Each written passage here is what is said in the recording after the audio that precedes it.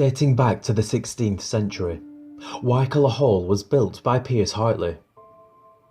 This hall was built to replace his original house, which stood on this site many years earlier.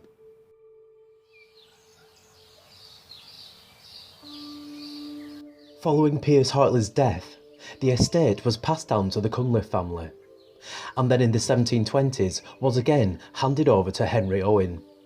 But there was one condition. Henry had to take the name Cunliffe.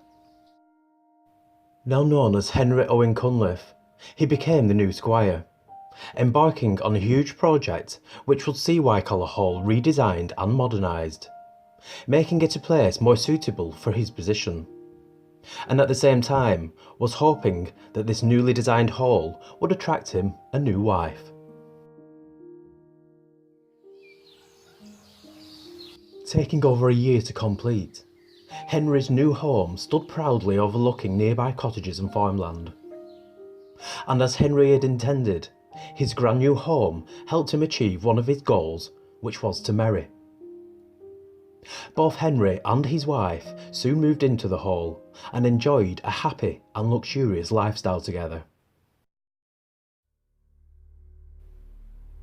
Being the keen sportsman and gambler, it wouldn't be long until Henry was running up huge debts and putting the future of his family, along with his beloved home, in jeopardy. Henry died in 1818, and the property, along with Henry's debts, were all handed over to his nephew, Charles Cunliffe Owen.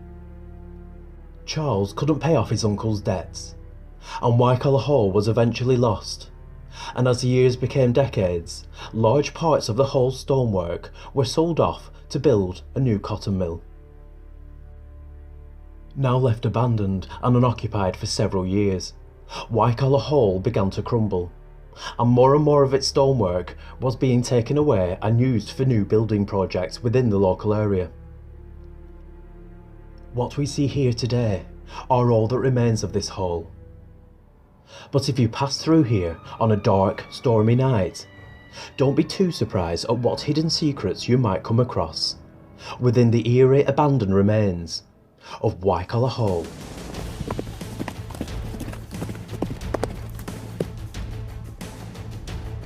One of the many squires of WYCOLLER Hall was Simon Cunliffe, and one day Simon and his huntsmen were pursuing a fox in the local fox hunt.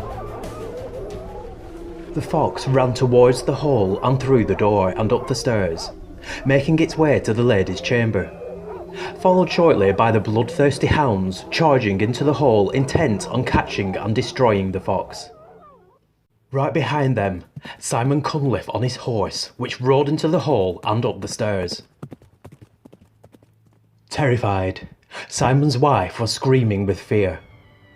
But unhappy with his wife's uncontrollable outbursts, Simon raised his hunting crop to strike her into silence. But moments later, his wife was dead.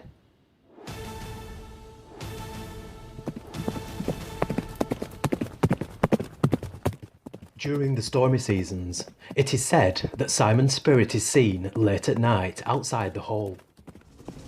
The haunting sounds of his horse's hooves are heard clattering across the bridge and towards the hall's main door. And the sounds continue as if they are running up the stairs, and followed by the terrified woman's screams. Turning back around, the phantom horseman makes his way back through the dark and winding paths, and then mysteriously vanishes within the surrounding woodland, returning once again the following year.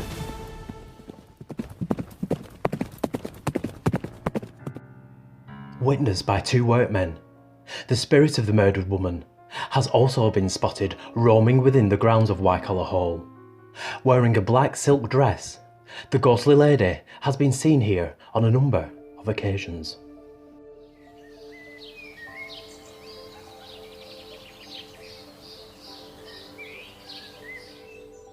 Another of the Cunliffe men was reported to have moved to India, where he fell in love and later married a West Indian woman. On his return voyage home, he had second thoughts about his marriage and carried out an unforgivable act towards his wife, who was supposed to be returning home with him.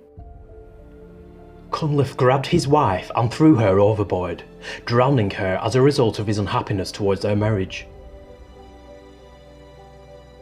Her spirit, locally known as Black Bess, followed him back to WYCOLLER, and is said to be still wandering through the hole to this day, in search of her murderer.